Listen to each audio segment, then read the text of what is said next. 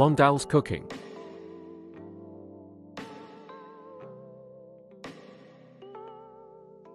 আসসালামু আলাইকুম, কেমন আছেন সবাই? আবারও চলে এসেছি আপনাদের সঙ্গে আরও একটা নতুন রেসিপি নিয়ে। তো আজকের রেসিপি হলো কমলা লেবুর কেক তৈরি। তার জন্য আমি দুটো বড় সাইজের কমলা লেবু নিয়েছি। কমলা লেবুগুলোকে খোসা ছাড়িয়ে কোয়াগুলো বের করে নিলাম। তারপর একটা এখানে মিক্সারের বাটি নিয়ে নিয়েছি। তো এবার আমি কমলা লেবুর কোয়া থেকে বীজগুলো বার করে ফেলে দেব। বীজগুলো আর উপরের এই যে চামড়াটা আছে, এই চামড়াটা ফেলে দেব। তারপর আমি সমস্ত কমলা লেবুগুলোকে এরকমভাবে ছাড়িয়ে মিক্সারের বাটিতে রেখে একটা মিহি পেস্ট তৈরি করে নেব।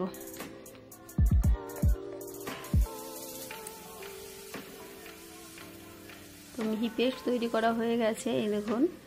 তো এর মধ্যে আমি হাফ বাটি চিনি দিয়ে দেব। তারপর আবারও আমি একটু ব্লেন্ডারে ব্লেন্ড করে নেব। তো ব্লেন্ড করা হয়ে গেছে। এবার আমি তাহলে চিনিটা সম্পূর্ণ মিশে গেল কমলা লেবুর রসের সঙ্গে।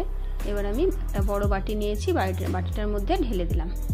এখানে আমি এক বাটি ময়দা নিয়েছি। তো এখানে মাপটা কিন্তু আমি ঠিকঠাক করে নিয়েছি আগে থেকে।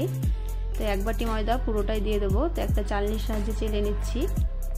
তো আমি হাফ বাটি চিনি দিলাম আর এক বাটি ময়দা দিলাম। এই বাটিটাতেই আমি হাফ বাটি চিনি দিয়েছিলাম, আবার এই বাটিতেই এক বাটি ময়দা দিয়ে দিলাম। আপনারা দেখবেন মাপটা কিন্তু ঠিকঠাক হবে। এবার দিয়ে দিলাম লবণ সামান্য পরিমাণ, আর দিয়ে দিলাম 1 কাপ গরুর দুধ। তো গরুর দুধটা আমি আগে থেকে জাল করে ঠান্ডা করে নিয়েছি। তারপর দিয়ে দেব 1 চা চামচ বেকিং পাউডার, আর দিয়ে দেব হাফ চা চামচ বেকিং সোডা। এটা কিন্তু আপনারা দেখবেন মাপটা, তাহলে কিন্তু কেকটা খুব সুন্দর হবে এই মাপগুলো ঠিকঠাক থাকলে পরে। তারপর দিয়ে দেব সাদা তেল। তো আমি এখানে হাফ কাপ থেকে একটু বেশি নিয়েছি, তা সম্পূর্ণ তেলটা দিলাম না, অর্ধেকটা দিলাম। তারপর আমি ভালোভাবে সম্পূর্ণ উপকরণ ভালোভাবে মিশিয়ে নিলাম। মিশিয়ে দেখুন আমার ব্যাটারটা কেমন তৈরি হয়ে গেছে। ব্যাটারের ঘনত্বটা দেখেই বুঝতে পারছেন কতটা ঘনত্ব হয়েছে।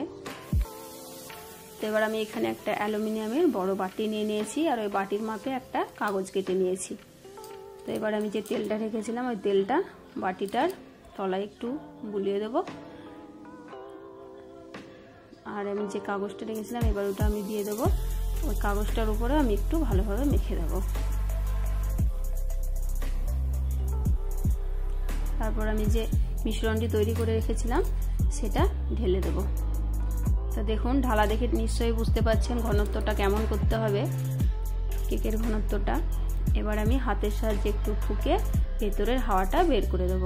তারপর আমি গ্যাসের চুলোয় একটা কড়াই বসিয়ে কড়াইয়ের মধ্যে লবণ দিয়ে দেব। তো লবণটা দেখুন আমার লাল হয়ে গেছে। আমি আগে কিন্তু অনেকবার ব্যবহার করেছি, লবণটা ব্যবহার করে আবার রেখে দেওয়া হবে। এবার হাতে একটু ভালোভাবে এরকমভাবে একটু ছড়িয়ে দেব, সমান করে দিলাম। এবার আমি 10 মিনিট হাই ফ্লেমে গরম করে নেওয়ার পর স্ট্যান্ডটা বসিয়ে দিলাম। তারপর আমি একদম লো ফ্লেম করে দেবো। তারপর আমি কেকের বাটিটা বসিয়ে 40 থেকে 50 মিনিট কিন্তু কুক করতে হবে। তারপর আমি একটা ঢাকা দিয়ে ঢেকে দিলাম, আরও একটা ঢাকা দিয়ে আমি ঢেকে দেবো। তাহলে ভেতরের তাপটা বাইরে বেরিয়ে আসবে না, সম্পূর্ণ তাপটা কিন্তু কেকের বাটিটার গায়ে লাগবে। তারপর আমার টোটাল 50 মিনিট লেগেছে। 50 মিনিট পর আমি একবার 40 মিনিট আগে একবার খুলেছিলাম, তবুও হয়নি। এবার 50 মিনিট পর খুলে দেখলাম, তো এবার হয়ে গেছে, দেখেই বুঝতে পাচ্ছেন। তো একবার কাঠির সাহায্যে আপনাদের দেখিয়ে দিচ্ছি। দেখুন কাঠিটার গায়ে কিচ্ছু লেগে নাই, মানে আমার কেকটা হয়ে গেছে। এবার আমি ওভেনটা বন্ধ করে নামিয়ে নেব। তো দেখুন কেকটা এবার ঠান্ডা করে নিলাম কিছুক্ষণ। তো ঠান্ডা করার পর আমি এখানে একটা ছুরি নিয়ে নিয়েছি। ছুরির সাহায্যে ধারগুলো এরকমভাবে একটু করে দিলে পরে তাড়াতাড়ি কেকটা ছেড়ে যাবে, সহজেই ছেড়ে যাবে। হাত দিলে এবার হাত দিয়ে একটু চাপ দিলেই ছেড়ে যাবে। একটা থালা নিয়ে নিয়েছি, থালাটার হাতের সাহায্যে একটু এরকমভাবে ঠুকে দিলাম। দেখি কেকটা সহজেই বেরিয়ে এসছে, আর কতটা সুন্দর হয়েছে দেখুন কেকের তলাটা দেখুন।